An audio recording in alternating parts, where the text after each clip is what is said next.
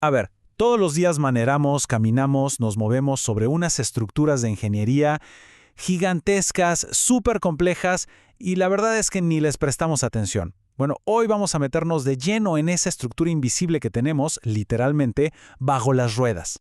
Exacto. Estamos hablando de las carreteras, de los pavimentos. Pero, ojo, no son solo una capa de asfalto y ya. Para nada. Son sistemas complejísimos, diseñados con una precisión que de verdad es impresionante. Ok, vamos a la definición técnica pero en fácil. ¿Qué es un pavimento?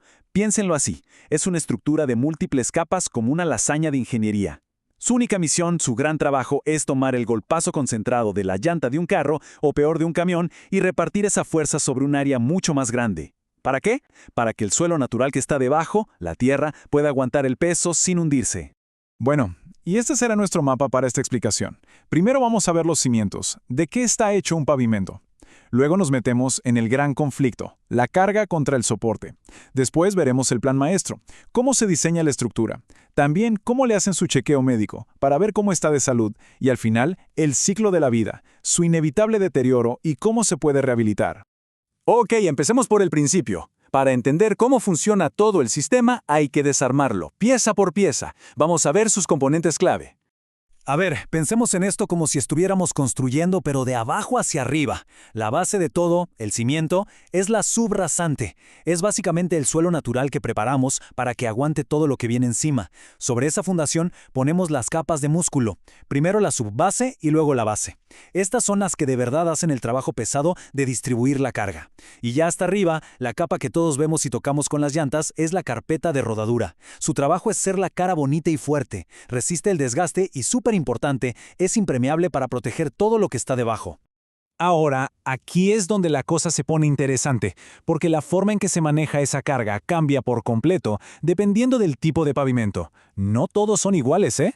Tenemos dos grandes jugadores en este campo: los pavimentos flexibles, los de asfalto de toda la vida, y los rígidos, que son los de concreto. Miren, el pavimento flexible, el de asfalto, funciona como si fuera un colchón muy denso. La carga se va distribuyendo hacia abajo en forma de cono, capa por capa. Pero el pavimento rígido, el de concreto, es otra historia. Imaginen que sobre ese mismo colchón ponemos una tabla de madera gigante y muy gruesa. La losa de concreto es pero tan rígida, que reparte el peso sobre un área enorme. Y justo esa, es la diferencia clave en cómo se comportan. Y con esto, llegamos al corazón del asunto, al verdadero meollo del diseño de pavimentos. Piénsenlo como una batalla constante, una lucha de fuerzas entre el ataque destructivo del tráfico y la defensa, la resistencia del suelo. Para poder medir la fuerza del atacante, los ingenieros usan una medida estándar que se llama W18. ¿Qué es esto? Es una genialidad.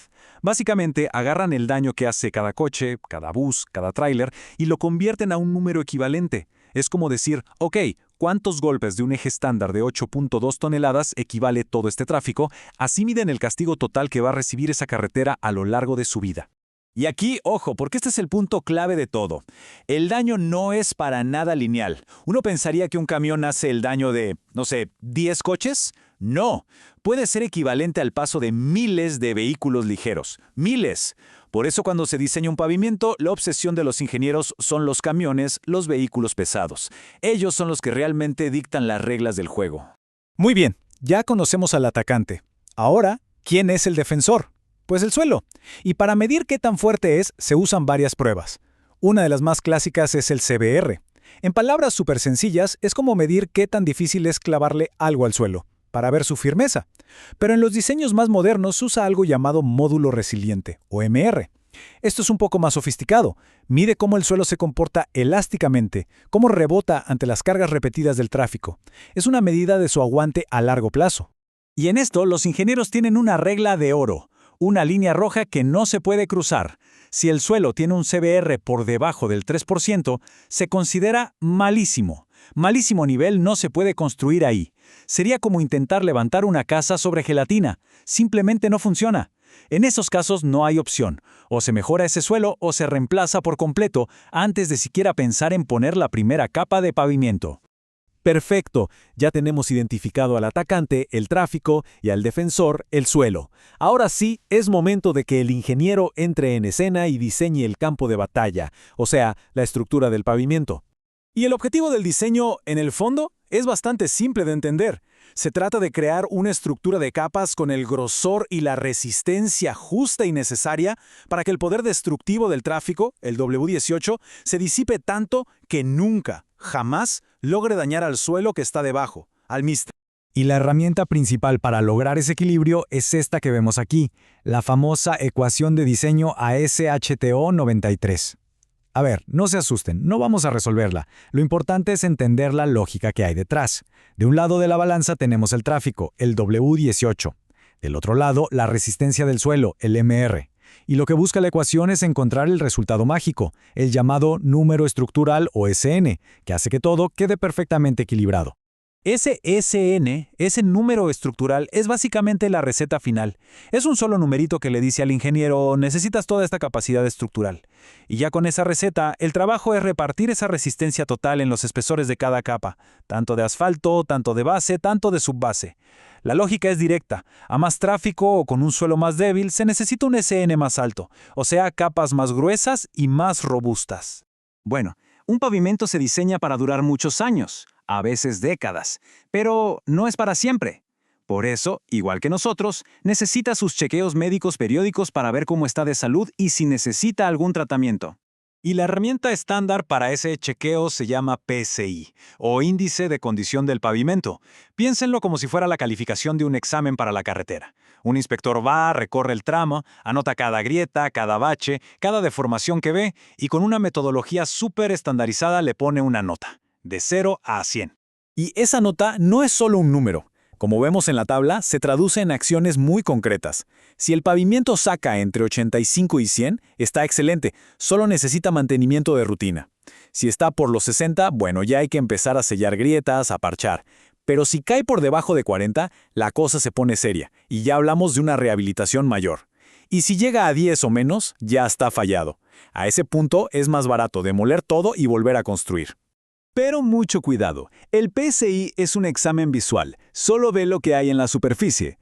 A veces una carretera puede verse relativamente bien por fuera, tener un PSI decente, pero por dentro estar estructuralmente débil, como una casa con los cimientos rotos. Por eso, además del PSI, se usan otras pruebas para medir las deflexiones, o sea, cuánto se hunde el pavimento al pasarle un peso encima. Así se pueden detectar esos problemas ocultos antes de que sea demasiado tarde. Y todo esto nos lleva al concepto final. Y me atrevería a decir que el más importante de todos, el ciclo de vida de un pavimento. Entender esto es entender por qué es tan crucial actuar a tiempo. A ver, un pavimento no se desgasta de manera uniforme, no envejece linealmente. Esta curva de deterioro lo deja clarísimo. Durante la primera parte de su vida, su condición baja muy despacio. Parece que está perfecto, pero de repente llega un punto de quiebre. Y a partir de ahí, su calidad se desploma, cae en picada, de forma dramática. Y aquí está la moraleja de toda esta historia. Intervenir en esa primera fase, la fase preventiva, cuando la carretera todavía está sana y solo necesita cuidados menores, es baratísimo y súper efectivo. Pero si dejamos que entre en la fase curativa, en esa caída libre, los costos se disparan, se vuelven exponenciales. Fíjense en ese dato final que es brutal. Se puede llegar a gastar hasta la mitad del costo de una reconstrucción total solo en el último 12% de la vida útil de la vía. Es una locura. Así que, la próxima vez que nos encontremos con un bache, con una grieta, quizá valga la pena pensar en ello. ¿Es solo una falla que apareció de la nada? ¿O es en realidad el síntoma final y visible de una estructura que llevaba tiempo pidiendo ayuda, una advertencia que siguió una curva de deterioro totalmente predecible y que simplemente no fue escuchada a tiempo?